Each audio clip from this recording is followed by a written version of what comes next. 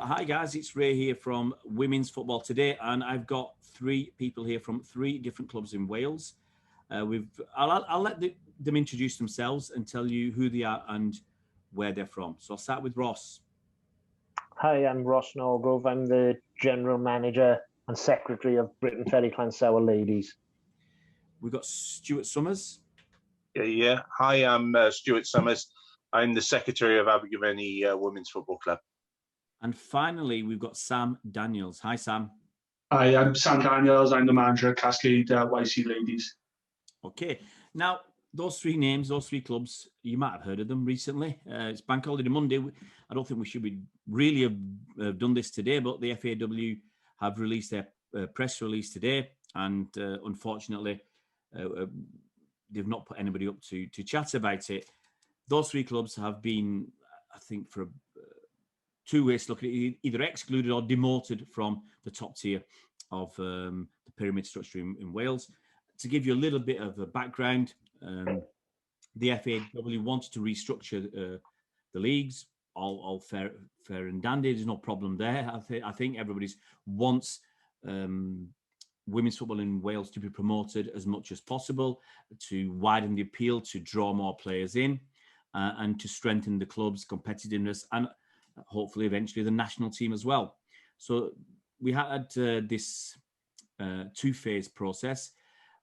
Phase one, where teams could apply for a license, either tier 1 or tier 2. 13 teams were clear for the tier 1 license, and I think 20 for tier 2. And from the tier 1 clubs, 8 would go forward into the top league. And then from the tier 2 and maybe the tier 1s who didn't make it, you'd have a north and a south tier 2 division of 8 teams each. You'd have 24 teams in the leagues out of the 33 that actually, I think, were awarded licenses. So that's the basics of it. And then there was an assessment framework where clubs, I guess, have to fill some paperwork in, fill some documentation. And you had some key assessment areas. I'll briefly go through them. You've got the overall club development presentation, sporting, and that's considered a core area, so that gets double marks. Partnerships, financial sustainability, another core area for double marks. Human resources, the third core area for double marks. Facilities and media and communications, total 50 marks overall. And that the final mark out of 50 was used as a guide to the panel to award league places. The clubs with the 4 highest marks shall be automatically awarded a place. Where there is a tie, the panel will refer to the guiding principles to make a decision. For the remaining 4 places, the final decision on the award of the licenses is to the absolute discretion of the panel.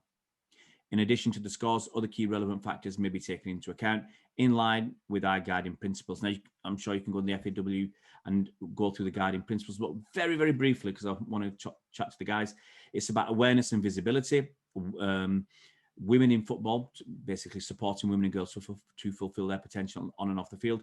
Pathways, sustainable clubs, growing the game, and player development.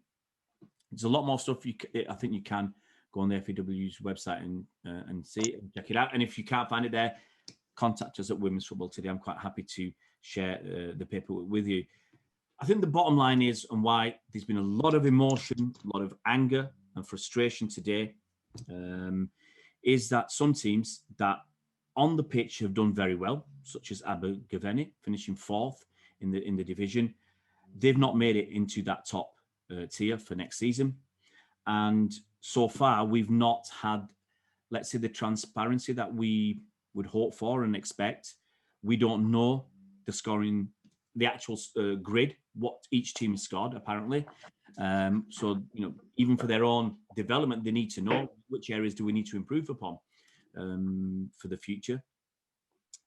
And 4 places were done on a discretionary basis, and we don't know what those discretionary decisions were. And I think that it's the not knowing. I believe if they told us these are the top 8 teams in the scoring system, and this is 9, 10, and 11, and 12 and 13, we've given the top 4, obviously, on points, and we've given the other 4 on these decisions, or on this discretion. Or if they said the top 8 going. People, I think, would have accepted that we wouldn't be having this kind of backlash. So this is really kind of meant to be open. The chaps here can say whatever they want. It's not meant to be structured. It's just say what you feel. And, I'll try and, I'm not trying to play devil's advocate and say this is what the FAW might have said and done, because I'm purely in the interest of fairness. I'm not on anyone's side. I want the best result from looking from the outside. So I'll start with Stuart, because obviously you're Abergavenny, and the feeling is your club has been hit the most because you finished fourth. It's as you can imagine. I mean, we've been in the league for 9 years, 9 consecutive years. We fought our way up through junior football into senior football, come up through the leagues, through promotion, been in the league for now 9 years. And I think if you looked at the stats, we're the fourth best team in the history of the league. You can't argue with stats. We do our talking on the pitch. And we've always been very competitive, even against Cardiff Met and Swansea and Cardiff City, your biggest sides. I think we have a fantastic record in terms of, being competitive. It's just the whole process really that we've gone through, the transparency and fairness, the thing that gets to me. There hasn't been a lot of transparency and fairness. There's been a lot of confusion as to the marking systems, etc. And I've banged on about it for some time now, the last few weeks, about seeing our scorecard, because I'd like to see what scores that they gave us in the different areas. And you know what? I'd like to compare them with some of the other clubs and see and make sure, even in my own mind, that the process was fair. But I've asked on numerous occasions and been denied. And that's concerning me, to be honest, that transparency and fairness that they preach is just not there. I think the worrying thing for me, when I think about it, is that this isn't linked to football. This is linked to finance. And if you look at the clubs that have been put in the 8, they're all big sides with big men's sides, and it means financial backing. Some of the reasons that they gave us was that we had an adequate facility, but we didn't have access to other facilities such as a gym. Yeah, it's a one-line throwaway comment feedback. They said that we haven't created a player pathway for elite players, when we've created in our club's history 30 junior internationals and 6 senior internationals. How can that not be a player pathway? We've got great players, former players playing all over the English leagues, as well as the Welsh leagues. It just doesn't seem to make any sense to me. Stuart, would you have preferred them to say, you finished 4th in the league, this is where you're deficient, or this is where we think you need to improve? Here's 3 months, or here's a season. Please get that right for next season, and then we'll revisit it. Absolutely. We're an established football side. I'm not saying that we haven't got our faults, and I wouldn't say that. There are going to be areas that need improving in our club, and I'm happy to accept that. But what I would have preferred is a leg up rather than a push down. I guess that's what I'm saying.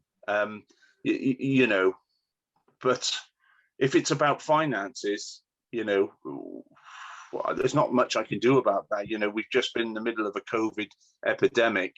Sponsorship is difficult to come by in women's football at the best of times, but during a COVID epidemic, people are unwilling to sponsor.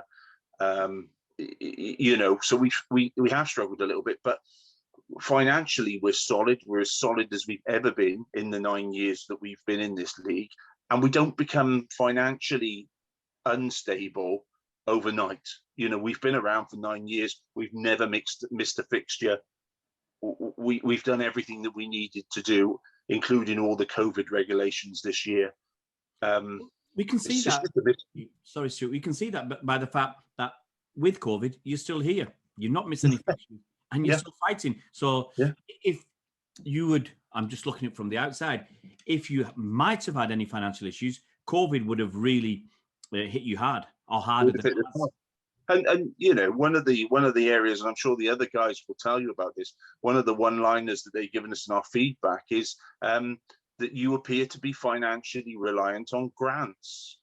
Now, every club in the league is reliant in one way or another on the money that comes in from the league and from grants, and never more so than this year because of COVID. And we've actively been encouraged by the Football Association of Wales to apply for grants this year, more than ever, FIFA grants and internal grants and Sport Wales grants, because they knew that playing football in a COVID epidemic meant extra expense. So how they can encourage us to go for grants and then hold it against us when we come down to this final analysis, this final feedback, it just baffles me, to be honest. I'm absolutely staggered. I want to bring Ross in, and then I'll bring Sam in as well, just to get your initial thoughts, Ross, on what's happened. I go along with the initial point that Stuart made about the lack of transparency. You know, we've not seen our scores. We were actually told that we fell down in two areas, that of sporting merit and that of financial sustainability. Again, sporting merit, we were told that we didn't demonstrate an elite player pathway.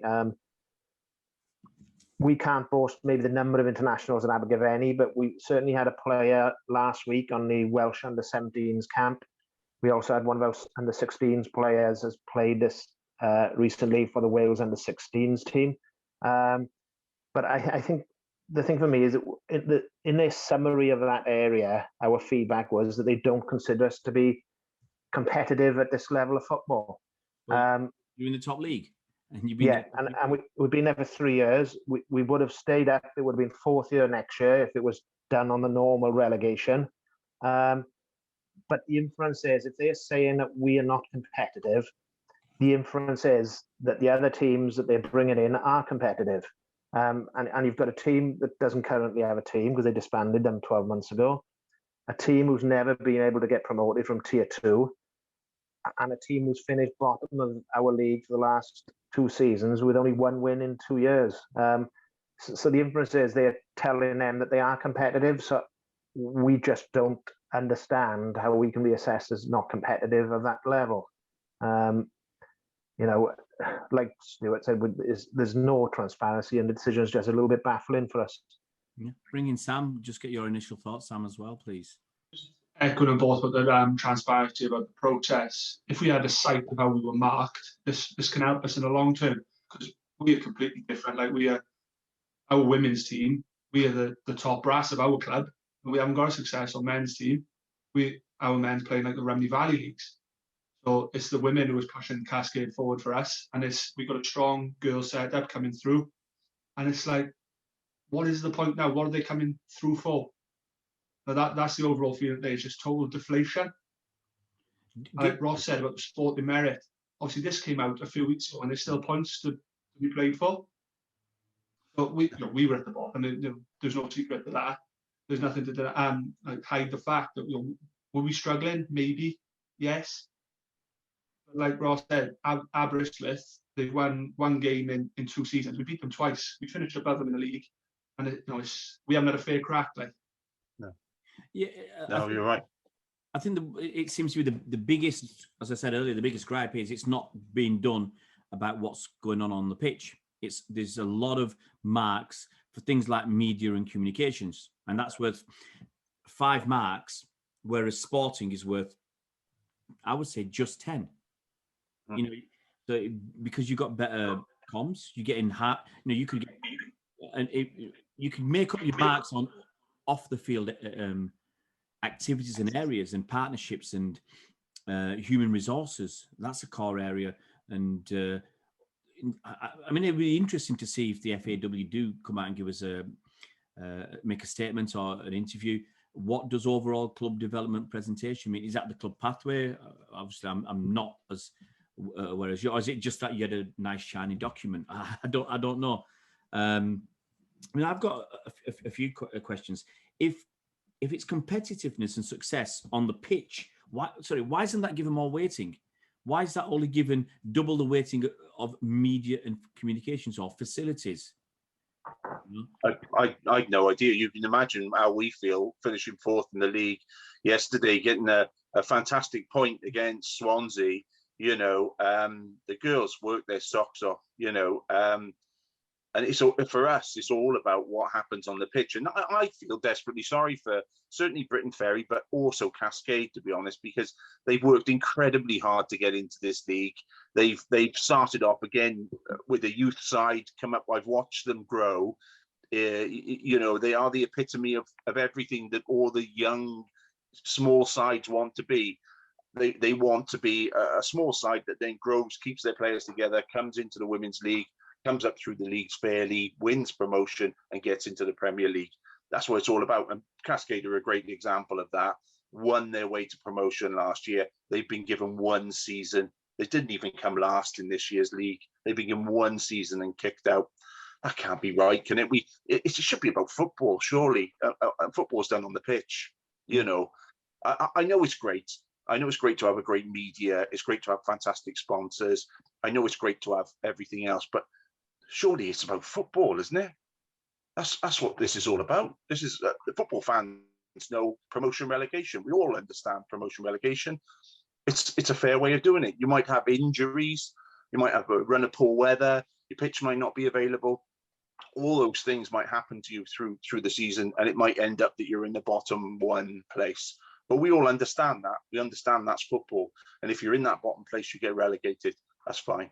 But when you start altering that, I think it's confusing. It's confusing the hell out of me. I'll tell you that. No, I don't understand it. Yeah, and I'll give a question to Ross. Why? I mean, there were 33 teams that applied. I mean, I've just been speaking to another manager for another club, and I said, why? If they'd all got the license, so they all passed the first stage, why couldn't the league have had something like 3 divisions of 10? Because if you've got 33 clubs that have passed the license stage, why couldn't you have had 3 divisions of 10? Because I'm obviously looking at it from the outside. An 8-team league, if you're already playing home and away, you're playing 14 league games. You've got the cup. If you get knocked out in the first round, you've got 15 games. That's not a lot of games for a season. If, for example, a season starts in September, finishes end of April, just using that as a guide, that's 8 months. You've got 2 games a month. Every 2 weeks you're playing. So you're not playing a lot of competitive football. You know, the Football Association of Wales deciding to have a 2-month winter break or something, because you can't be playing games every 2 weeks. Why couldn't they have done something like 3 teams of 10, leagues of 10? Or if you want a league of 8, say we'll start with 10, and over 2 seasons we'll whittle it down to 8. The 8 most competitive will stay in. There's so many different options that I think people would have accepted. Or if you're a new club, or you've finished bottom, maybe you should start in tier 2 because you're not competitive enough. And if you are competitive enough, there's a system that will show us that you're competitive enough, and that's called promotion. And if you're good enough, you get promoted, and within 1 year, all this is done. I totally agree. I think what the FAW will say that their plans for next season is the 8 teams, and then they're going to have a mid-season split into 2 groups of 4, like they do with the men's Premier League in Wales. But it does mean those 4 teams will then play 6 games home and away against each other in the second stage of the season. But for me, the overall reason for this restructure is what the FAW is, to improve the competitiveness of the league. Surely, to improve the competitiveness is what you said, is increase the numbers to 10, maybe 12. The men's Premier League in Wales plays with 12 teams. And perhaps the new teams they bring in may struggle that first season or so, because we've got promoted twice to this league. And that first season is tough. And I think Sam will probably back that up. You know, it is a big step up. But over 2 or 3 seasons, you can adjust, you improve. And maybe there will be, if they brought 2 or 3 new teams in initially, it may be a struggle, but over 2 or 3 seasons, the standard will improve. And I just don't understand, because we were running a league of 10, although there was only 9 in this league, in the league this season, because no one from the north wanted to get promoted. But the decision has been, we were told it was imposed on us this 8. Supposedly it was a consultation, but I know when they first told us to restructure, there were questions asked about should it be increased, and we were told no, it's going to go down to 8. And for me, that is not the way to improve competitiveness. I've got a question for Sam, slightly different, but do you think this will put off young players? Because suddenly you've got 9 teams that have been, for want of a better word, dumped into some sort of tier 3. I'm not sure we know what that is.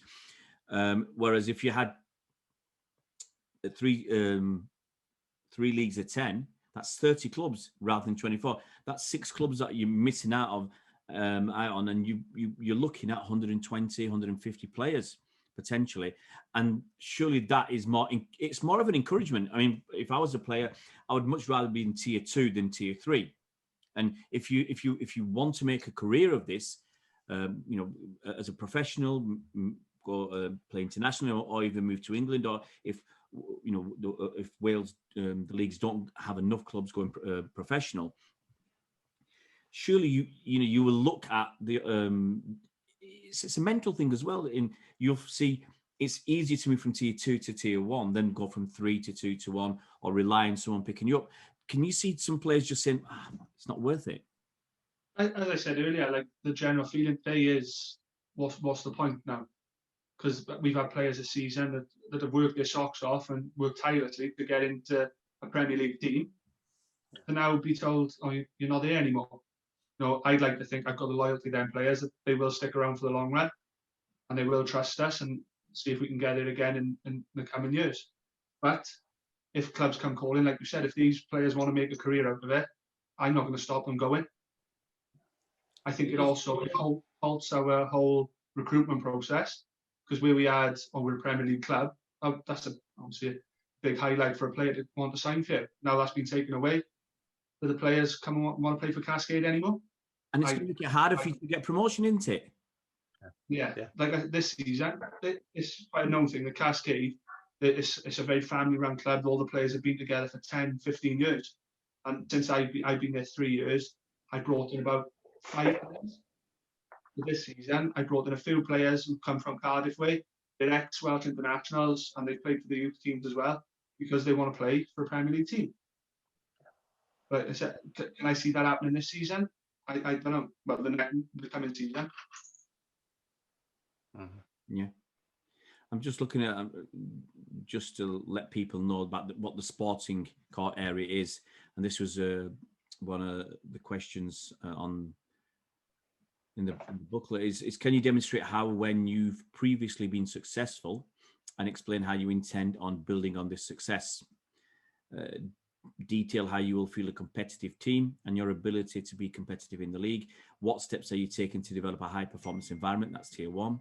How are you supporting player development on and off the pitch? Describe your pathway and recruitment plan into the senior team. So that's your sporting core area. There's not a lot about competitiveness and what you've achieved in the league in the past. And it's the first thing we were talking about was that competitiveness.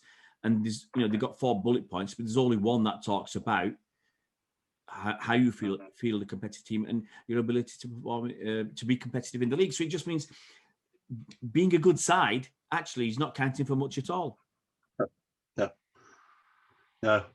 It's interesting. If you look on the FAW announcement today, that the quotes are all about, it's all about money, and it's all about significant investments and things like that. It's not focused on football, which so our argument is literally, you don't even have to have a team anymore. As long as you've got money and a ground, you can come and play in the Welsh Women's Premier League. That's what the message is sending out, and that can't be right, can it?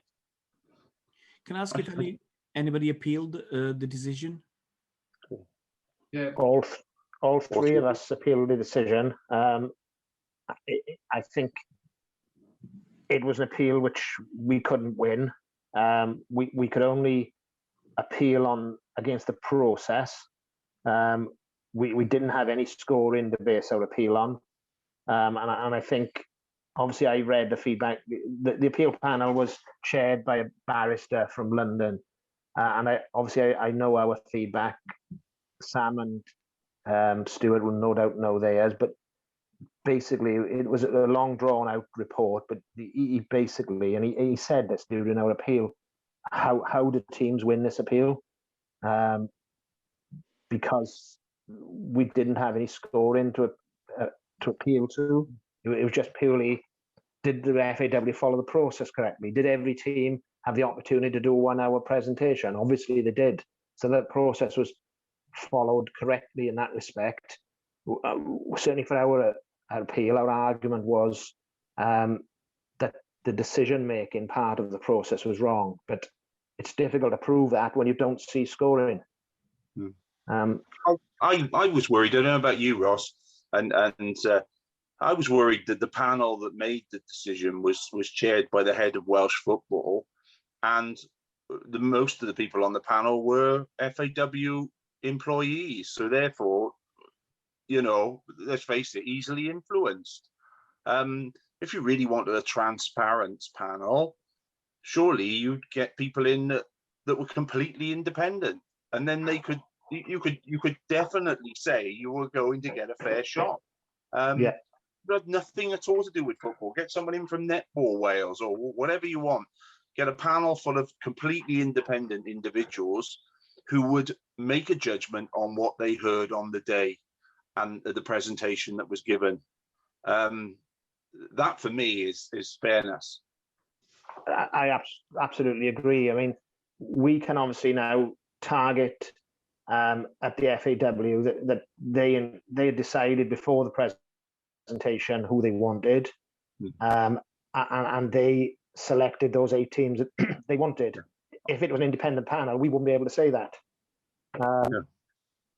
So, and it just, when you look at the teams that are in there, it does stink of what we think is in fact what happened. Sam, what do you think? I tried to stay out of all the apply inside this season, so the committee dealt with it. So I didn't really know how it was all done. So obviously you've just told me more as well of what I didn't know, that my chairman and my secretary hasn't really told me. But again, like I said, I haven't got involved with it. I tried to stay away from it this year and just concentrate on the football. Like Ross said, it seems they knew before presentation was put on the screen, they knew what was going to happen. Yeah, I'm just looking at this in more detail because obviously, anybody watching this, most people won't have access to the assessment framework and stuff like that. And who picked those key assessment areas? Who decided that sporting only gets double media and communications? Just as an example, it looking from the outside, and I have to admit I don't follow a lot of Welsh football. But looking from the outside, it just looks extremely odd. That what you do, basically, it's what we want about football. It's what you do on the pitch that should count more than anything else. And if I'm just saying, if I was looking at it, I'd say what somebody does on the pitch should be counting for me, off the top of my head, probably 50% of the marks. What have you done on the pitch? What have you achieved? If you've not had a team in the league, well, that's surely got to count against you. Because if you now, and this is not meant to have a go at any other clubs, but if you now have a new team joining the league, or a team that's struggled in the league, who is still in tier 1 and your team's in tier 2, maybe they can take players away from other existing clubs. And so they're going to be competitive, but they're going to make the other clubs less competitive. It seems counterintuitive. We've already had approaches for players, certainly, and you can imagine it's going to happen. We've already had approaches to our players to come and play for other teams in Tier 1 next year. So some of our players, our younger, more ambitious players, might well be tempted to leave us to go to a Tier 1 club because we're being relegated to the second division. And as you can imagine, I think all of us will say, you know, we've taken a real pride and a hand in developing these players. We can't blame them for being ambitious, and we wouldn't stand in their way. But it's gutting. It's absolutely gutting, you know, and it's gutting for people like Kerry Hudson, who's our captain, who's been with Abergavenny right from the start. She was in the team that won promotion, back-to-back wins in the Welsh Women's League, you know, 2 years in a row because they wouldn't let us up the first year, and we had to win it the second year, and eventually they let us in the Prem. She's been with the club like 12 years, fantastic player, an example to us all, still playing great football. And she was absolutely devastated, as you can imagine. She's devoted her entire adult playing career, great footballer, to this club, and she's had this whole thing whipped away from her seemingly overnight. And we've got 3 or 4 players like that. I'm sure Cascade and Briton Ferries have as well. I think you've touched on something there, Stuart, that no one at the FAW seem to consider, and that is the mental health of the players. It's had a massive effect on our players. When things started to leak out, I made a decision. I wasn't going to lie to players when I was asked. I told them what was happening. That was a difficult conversation for me because I was the person who set up the Briton Ferry ladies team in 2013, and when you've got players crying, I'm fighting back the tears myself. But you know, our captain Lowry Ridings has put a statement out today where she talks about mental health. Now Lowry is actually a mental health nurse in her job, so she knows about this, and she's been there for a lot of the other players. To be fair, you know, she's got the experience in those sort of areas, but it's had a huge impact, particularly on the younger players. You know, and then there's the FAW ask us to support campaigns, which all the clubs do, and some of these campaigns are about, you know, it's level playing field, it's about supporting disabilities, about mental health. These are some of the things that we support, and they don't seem to be concerned about them themselves. No. How often have we heard the word equality over the last 12 months? We've had fairness and equality pushed in our face practically on a daily basis by the FAW, and I just don't see them practicing what they preach in any of the things that they're doing at the moment.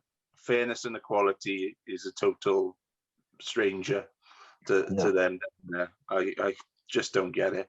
They released that equality document only last week on Twitter, where all this is going on in the background. We know what's going on. Obviously, all the players know what's going on. The whole Welsh women's footballing world knows what's going on. It's just not out there yet.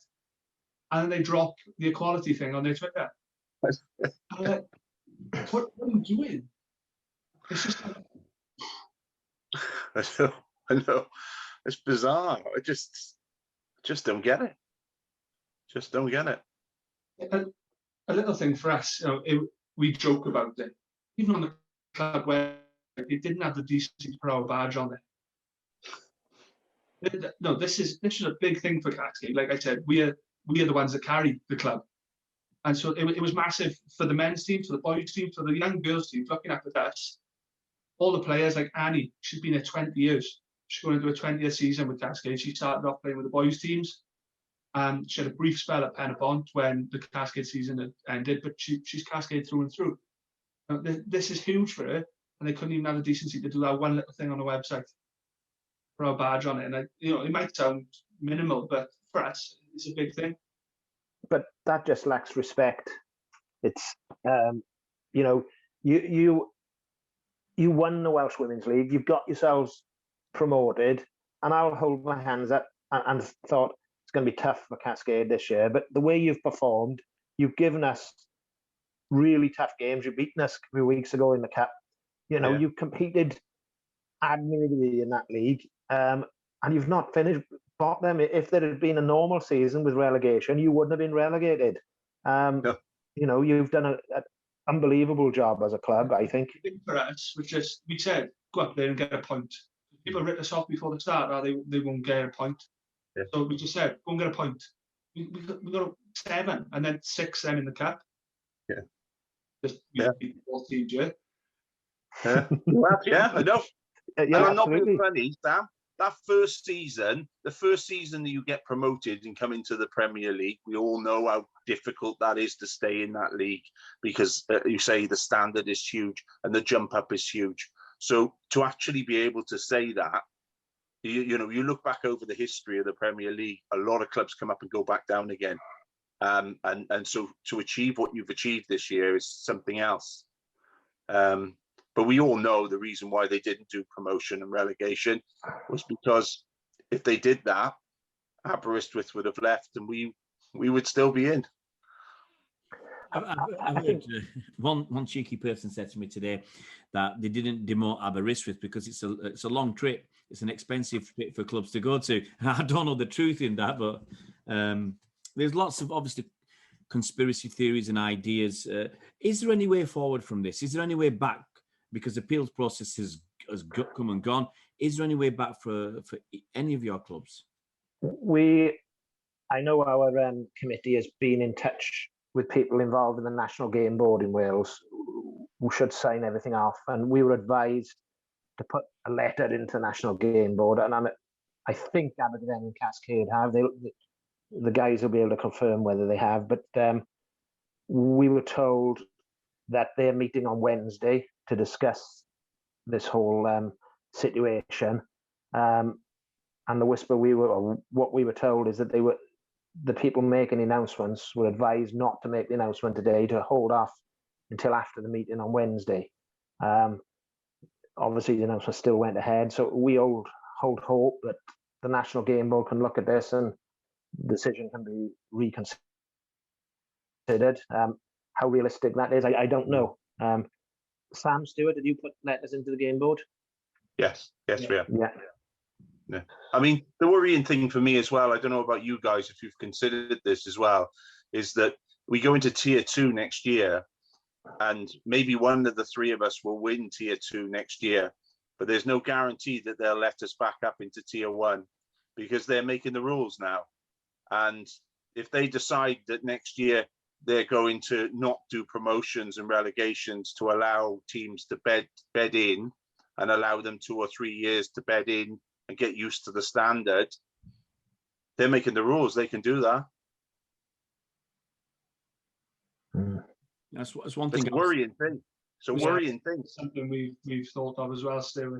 It's like our face doesn't fit now. What's going to make it fit in a year's time? Well, that's what I was thinking earlier today, because it's happened in England where I think they had 2 rejigs back in about 2010 and 2014, around those times.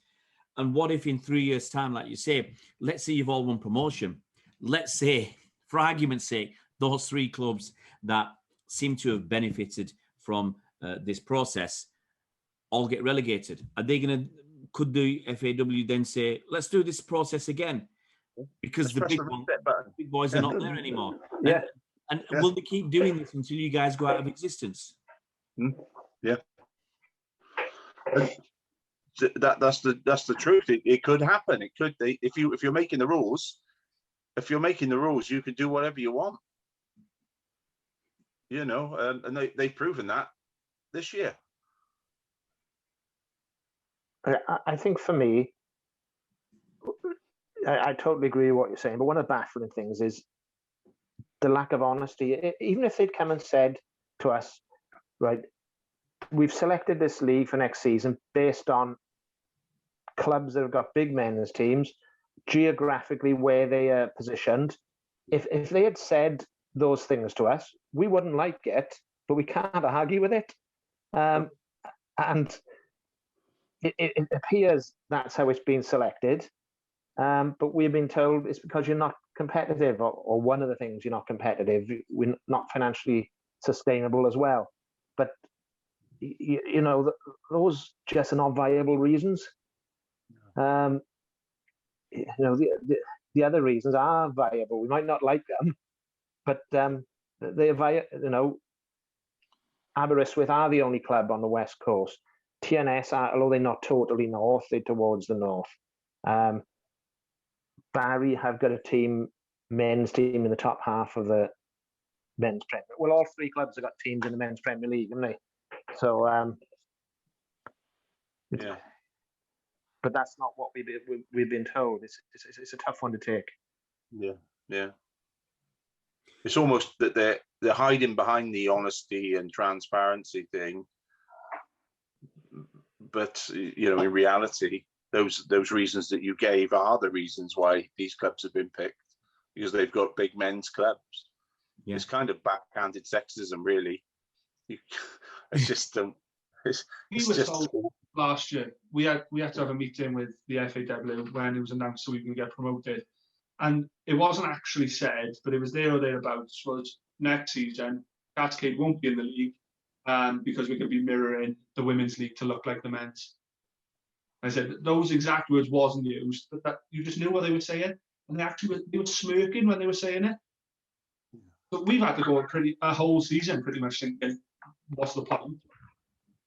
Like, clinged on to a bit of hope as we didn't have, this wasn't going to happen. But was it true, Sam? Someone told me that when you won that league last year, you were asked to play off with Barry for promotion. Yeah. I'm not sure totally. Yeah, we was. Yeah, it's just shocking. You won that league fair and square, but that tells me who they wanted in the league, which has now come to fruition this season. They came to us as well and asked us, what do you think the fair result would be between us and Barry? And you won the league. Our forward, we said points per game, and that was it. And then they came to us with a playoff maybe. And I turned around then and said, if you want them to do that, promote the two of us, make it a 10-team league. They went on, can't do that. Okay. But they can't do that, but they can make other rules up, apparently, to suit themselves.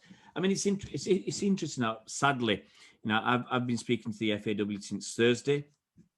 Once stuff was coming out on social media, and I thought, okay, what's going on here? It perked my interest, and it's if we were doing a scoring system for the FAW on media and comms, today's effort, they're getting 0 points for media and comms because we've been trying since 9:22 was when I sent an email to them today, and we're now 9:25 in the evening, and although they might have sent me an email, but I've had no opportunity to speak to anybody there, and I would have liked them to have come out and said something rather than just issue this statement on Bank Holiday Monday and take it, like it or lump it. That's all we're doing. And tomorrow I will be on the case with them again, because I think not just I think everybody deserves more respect, more answers, more transparency. Not just the clubs, but the players who've grafted, like you said, who've grafted all season long, and for some of them many seasons, and to have it taken away from them like this off the pitch, I think that's it must be devastating.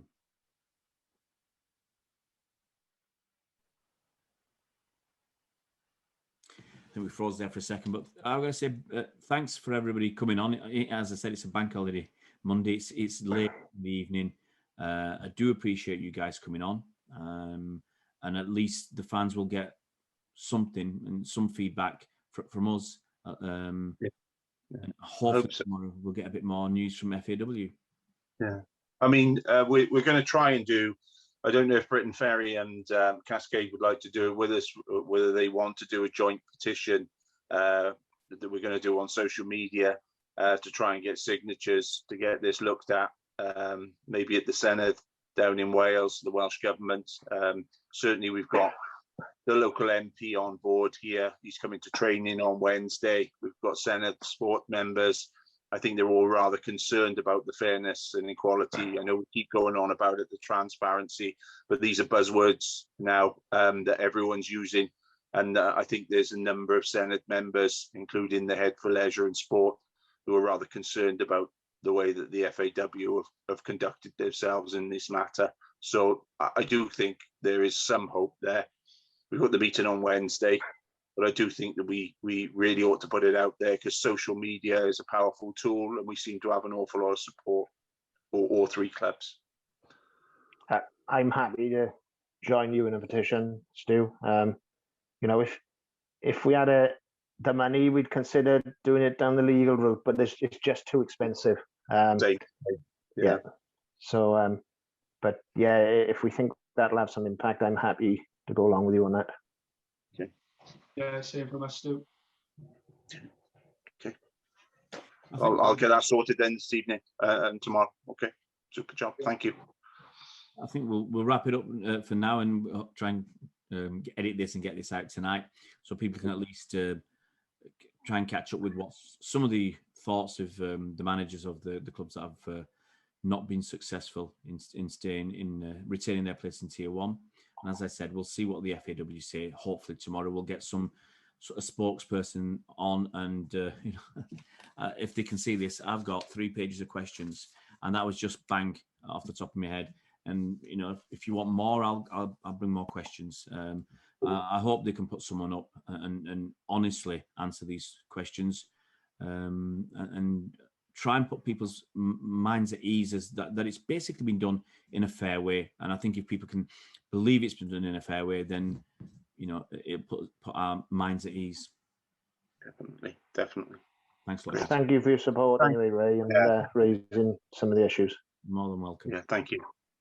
Thanks very much, everyone. Okay. Cheers, guys. All the best.